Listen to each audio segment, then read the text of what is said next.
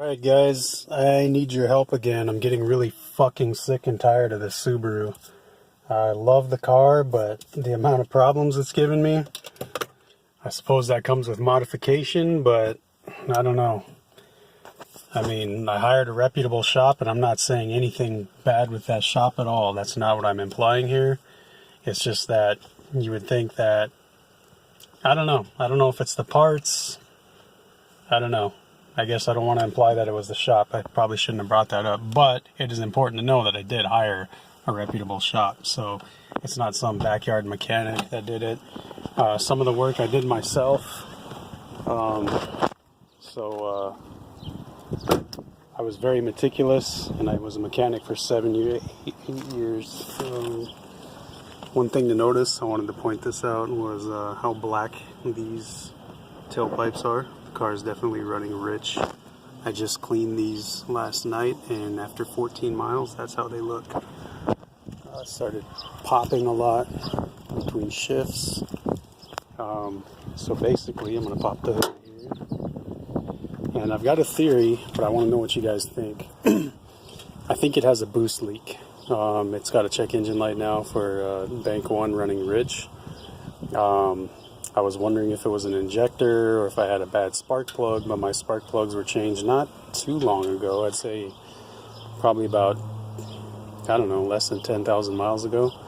But I didn't see anything right off the bat. I mean, I don't know. I don't see any holes in my intercooler or anything, but the bolts all look tight from what I can tell, you know. But what I was wondering is this. I don't know if I'll be able to show you guys.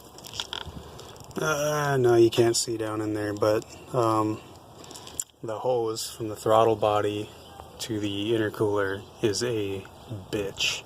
That hose sucks to put on, and although I put it on before, it has been removed and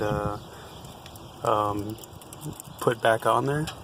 But essentially what I want to get to is that it looks like what I was trying to show you down here, which you can't see. It looks like it's not seated all the way, and you know, you're probably wondering, why don't I just reposition it? Well,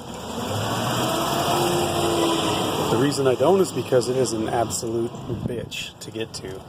I saved this for last when I put it on, when I put all this stuff on, because I thought that would be the easiest thing to get to since it's right here on top. But that was the absolute hardest part of anything that I've installed on this car.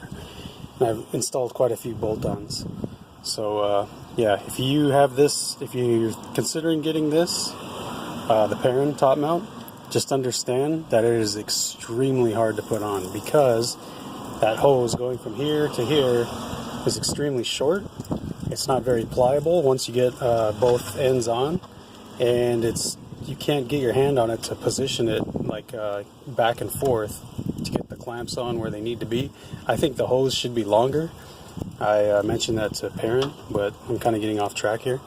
But essentially, it looks like it's not seated all the way on the throttle body, and that may be where I'm losing boost, and that's implying that there's a boost problem. I don't know that for sure, but it's the closest thing I can think of now that I'm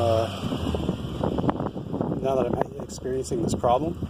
The reason I was thinking it's probably not an injector or a spark plug is because the problem is not all the time. I would think that if the injector was stuck open, or if I had a bad spark plug, that, you know, it'd be running rough all the time.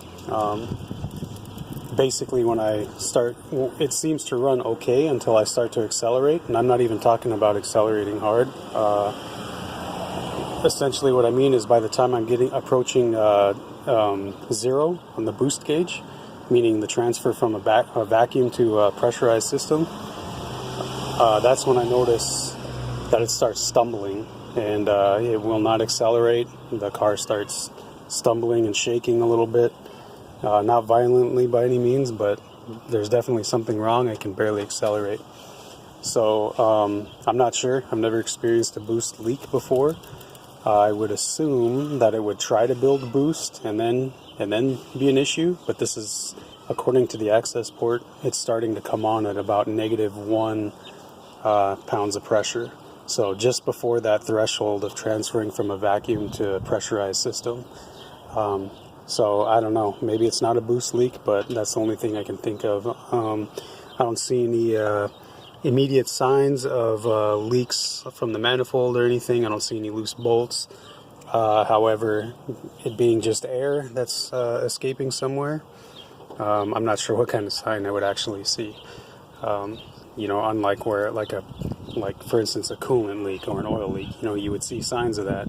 Whereas this, if it is indeed a boost leak, it would just be leaking air. So I don't think you would actually see signs of anything. So anyway, I've got an appointment set up, but if I just wanted to see how close I get to actually having diagnosis correctly. I mean, that's just my guess. I'm not saying by any means that's what the problem is. I could be way off. But what are your guys' thoughts and opinions? I mean, for somebody that's had a problem with boost leak before, did you experience it after you started building boost and then it just wouldn't build any after that? Or did you experience it right before boost? Or have you experienced this problem before and it was something completely different?